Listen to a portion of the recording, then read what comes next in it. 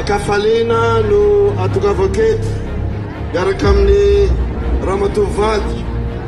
androany a dia niangaby azy mihitsy hoe tsy maintsy mandeha nao rehefa hoany afara fangana isika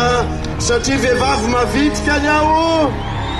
natsangana ianao madama io zay miaraka misaotra anareo vehivavy rehetra zay vehivavy mavitrika eto afaravangana tompoklasy tompobavy marina ny teninareo teo fa tsy vahiny aho tonga eto marina fa ray aman-dreny ny firenena fa saiko zao zanakareo aho tonga eto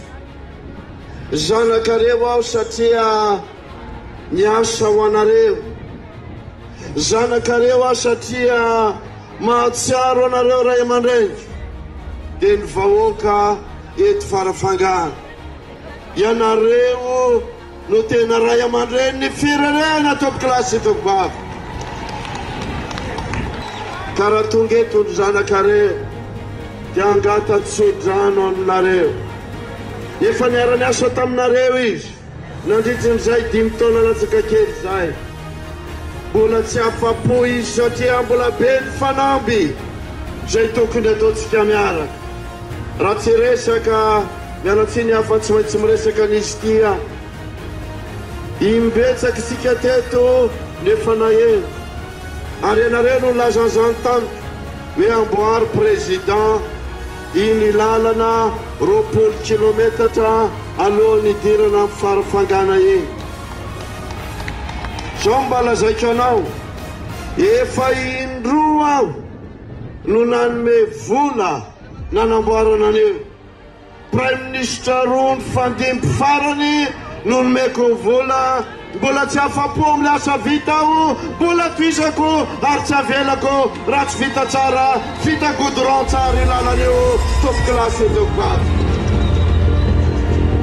zany ny fanampitsika mba ho ataontsika modely farafangana eo amin'ny tsara amin'ny tanàna miendrika androzany ity tanànanareo ity ary eto koa dia mba milaza fa raha te hampandroso ny firenena isika dia mila fitoniana ao anatin'ny fihavanam-pirenena indraindray ohatrany manahirana ihany izy io aty amin'ny faritra atsimo-atsinanana ity mila nao tsiraray avy mivelona sy miaina an'izany fihavanam-pirenena izany arovony fihavana